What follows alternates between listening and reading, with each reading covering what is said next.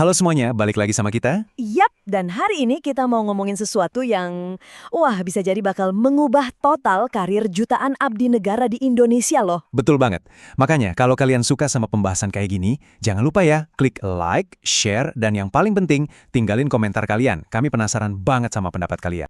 Oke, kita langsung aja ya ke topik utamanya. Kita bakal bedah tuntas Simata, sebuah aplikasi baru dari pemerintah yang bukan cuma ngatur, tapi berpotensi nentuin nasib dan karir setiap pegawai negeri sipil di negara ini. Bener banget. Tapi nih, sebelum kita ngomongin teknologinya, coba deh bayangin dulu tantangannya. Ngelola jutaan aparatur sipil negara, atau ASN, itu kayak jadi CEO perusahaan raksasa yang karyawannya tersebar di seluruh Indonesia. Ini bukan cuma soal manajemen, ini tuh kayak ngatur orkestra super besar, susahnya minta ampun. Dan buat membedahnya, kita bakal jalan-jalan lewat 6 bagian utama. Kita mulai dari segede apa tantangannya, terus kita tur keliling aplikasi Simata, kita intip profil digital tiap pegawai, pahami inti sistemnya yaitu peta bakat, gimana dampaknya ke karir, dan kita akhiri dengan perdebatan seru, efisiensi lawan pengawasan. Jadi pertanyaannya simpel aja sebenarnya. Di tengah sistem yang segede dan serumit ini, gimana caranya kita bisa mastiin orang yang tepat ada di posisi yang tepat? Selama ini kan prosesnya bisa jadi sangat subjektif dan makan waktu. Nah, inilah masalah utama yang coba diselesaikan. Coba lihat angka ini, 642.000 lebih ASN. Ini bahkan bukan jumlah total loh, tapi jumlah pegawai dalam satu dashboard aja. Angka ini benar-benar nunjukin segede apa monster yang lagi coba dijinakan sama pemerintah. Nah, buat jawab tantangan raksasa tadi, Badan Kepegawaian Negara nggak lagi pakai cara lama. Mereka ngenalin Simata, kependekan dari Sistem Informasi Manajemen Talenta. Ini adalah jawaban canggih, pakai data, buat ngatasin masalah birokrasi yang udah mendarah daging puluhan tahun. Yuk, kita coba masuk dan lihat dalamnya. Mulai dari halaman login yang udah pakai single sign-on, jadi satu akun aja cukup buat semua. Begitu masuk, langsung disambut sama dashboard utama. Anggap aja ini kayak ruang kontrol pilot buat ngatur semua talenta di negara ini. Semua data terpusat, siap dianalisis. Gila, ini powerful banget. Oke, sekarang kita pindah ke menu pegawai. Disinilah setiap ASN punya semacam DNA digitalnya sendiri. Ini bukan CV biasa, tapi kayak logbook seumur hidup yang ke-update otomatis, mencatat setiap jejak langkah karir mereka. Wow, lihat deh daftarnya, panjang banget. Setiap nama di sini tuh bukan lagi sekedar orang, tapi jadi satu baris data di sebuah sistem raksasa. Dari Sabang sampai Merauke, setiap abdi negara sekarang punya jejak digital yang nggak bisa dihapus. Dan di dalam profil ini, semuanya direkam.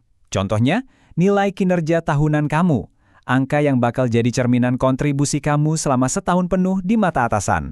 Tentu, bukan cuma kinerja, semua riwayat jabatan juga ada. Tiap mutasi, tiap promosi, dari hari pertama kamu kerja sampai sekarang, semuanya tercatat rapi. Bahkan setiap seminar atau pelatihan yang pernah kamu ikutin juga masuk loh. Jadi usaha kamu buat ngembangin diri itu bener-bener ke-track sama sistem. Dan yang paling krusial, semua penghargaan dan prestasi kamu didokumentasikan permanen. Jadi bukti nyata kontribusi kamu yang nggak akan hilang dimakan waktu atau karena ganti pimpinan. Tapi tunggu, hukuman disiplin. Waduh, jangan-jangan catatan pas aku telat dulu masuk ke sini juga jadi rekam jejak digital selamanya.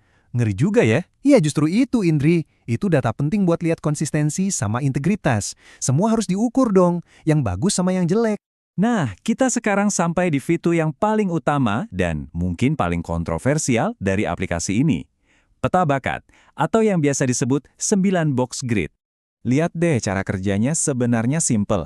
Setiap pegawai bakal dipetakan ke salah satu dari 9 kotak ini. Dasarnya ada 2 sumbu. Sumbu vertikal atau Y itu kinerja, sementara sumbu horizontal atau X itu potensi.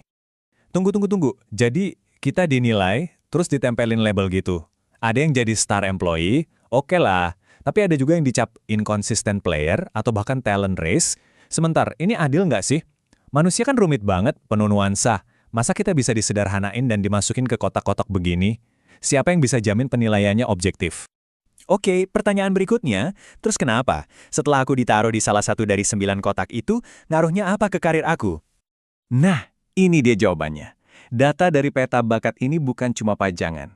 Ini yang jadi mesinnya karir kamu. Data ini yang nentuin siapa yang bakal disaring, siapa yang masuk daftar buat promosi, siapa yang jadi kandidat kuat. Jadi, posisi kamu di kotak itu bener-bener bisa nentuin nasib kamu ke depan. Konsekuensinya sangat nyata.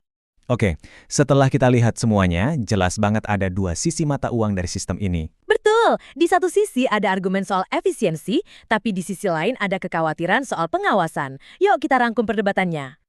Dari kacamata gue, ini jelas langkah maju. Sistemnya jadi objektif, efisien, mendorong meritokrasi berbasis data. Nggak ada lagi suka atau nggak suka. Proses suksesi jadi lebih cepat dan transparan. Tapi Wit, kita nggak bisa ngelupain sisi manusianya. Ini bahaya banget. Bisa-bisa orang cuma dilihat sebagai label. Belum lagi tekanan karena ngerasa diawasin terus. Dan yang paling parah, gimana kalau datanya salah input? Atau ada bias dari atasan? Akibatnya bisa fatal. Jadi pada akhirnya pertanyaannya balik lagi ke kita semua. Apakah si mata ini beneran langkah maju buat birokrasi yang lebih efisien? Atau ini justru era baru pengawasan digital yang super ketat buat para abdi negara? Nah, kami pengen banget denger pendapat kalian soal ini. Kalian lihatnya sebagai alat bantu yang keren atau justru ancaman? Iya, coba tulis di kolom komentar. Tim efisiensi atau tim jangan kotak-kotakan manusia. Jangan lupa like kalau pembahasan ini ngebantu dan share biar makin banyak yang ikutan diskusi. Terima kasih banyak sudah menyimak.